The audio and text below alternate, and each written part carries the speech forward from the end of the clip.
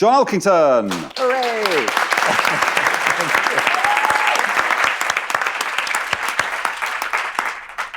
Thank you, everyone. Thank you for being here. Thank you, Barclays, for hosting this evening. Thank you, Matthew, for chairing. Thank you for my co-panelists for your collective wisdom. Full disclosure, when we were first instructed on what the theme might be here this evening, both Mark and I were in violent agreement that we hated the theme and it seemed to be completely tired. But we came around, and part of the reason is the buzz that was created on Twitter and elsewhere around the theme. It's been quite extraordinary. Now, the reason I'm using a machine is I don't normally do this, but I didn't read the exam paper, and it was only when I got here this evening I suddenly realized I had to pick out these 3 points, which I've now done, but that's why I'm sort of referring to this rather than you doing it from my head. And it's just interesting that Mark very kindly has positioned me as an accountant and interested in accountancy.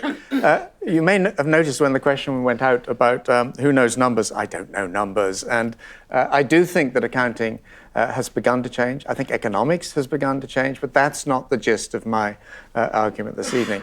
The first thing I want to say then, and I think Mark actually has very successfully demonstrated the point, that CSR is alive and likely to remain so. I mean, case proven in some ways. But what are we talking about here? For me, corporate social responsibility is a deep-rooted, ongoing conversation across sectors about the role of business in society. It's been with us for a very long time. Very likely it will be with us for a very long time into the future.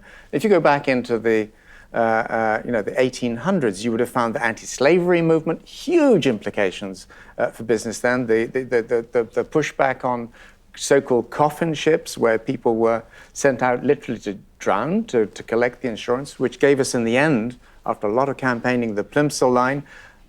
It wasn't called corporate social responsibility at that stage, but it was about how you run business in a civilized way over time. For me, though, CSR is not primarily about accounting. It's not even primarily about things like stakeholder engagement or reporting. It's about transparency, it's about accountability, and it's about sustainability. And each of those is linked, but they're actually distinct. And in the, just in case anyone in the audience raises it, I should just, in the spirit of transparency, just admit that I joined the RSA as a fellow in 1983.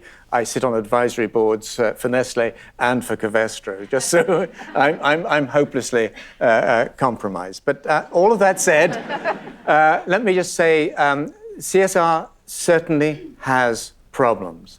No one yet, I think, has mentioned Volkswagen or the Dow Jones Sustainability Index's fiasco in a way where VW was put as a sector leader just days before the crisis hit. Some of you have been watching John West, the fish company, just in recent days, promising to get to 100% pole and line caught tuna by 2017, currently at 2%.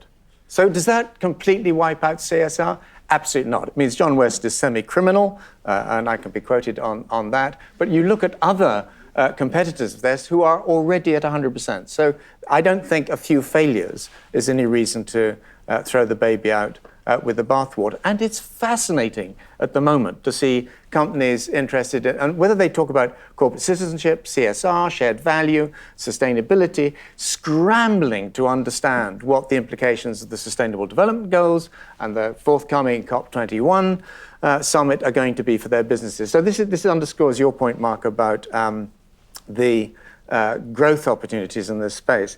So in a way, it may seem a rather weird time to have a debate around the question of whether CSR is dead, but I do think there is an important question about whether it is fit for purpose.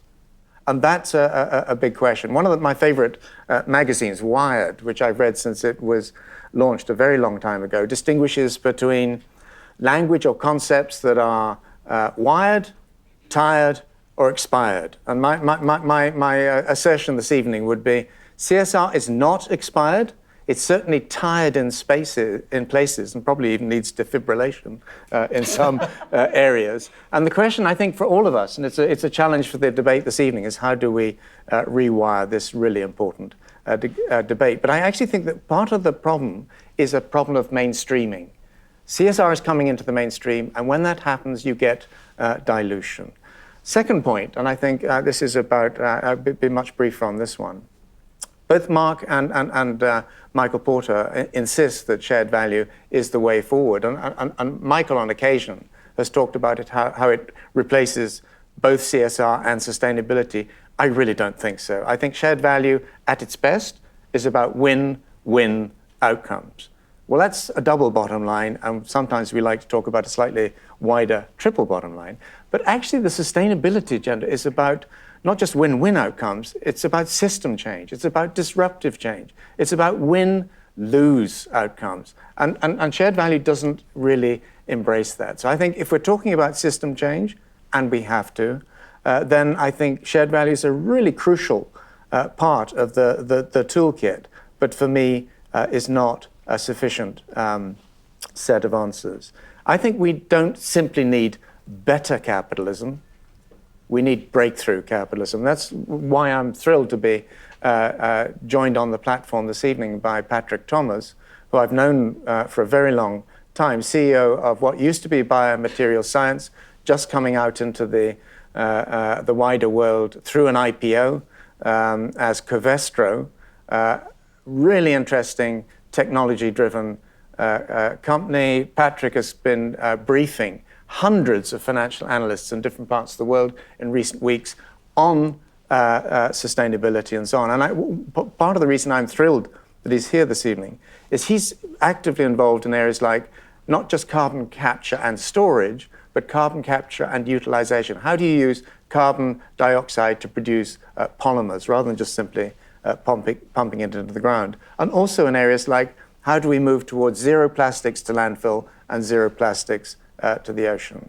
My final point is, so I was asked to say, what do I think? What do this lot think? And why am I right?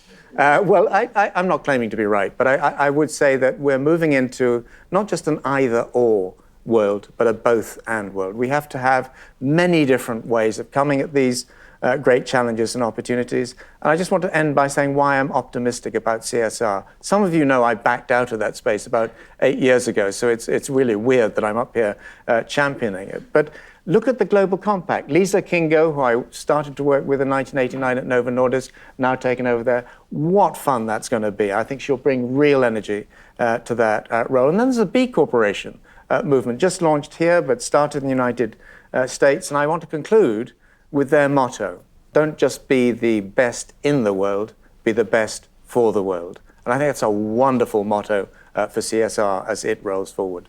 Matthew, back to you. Thank you, John.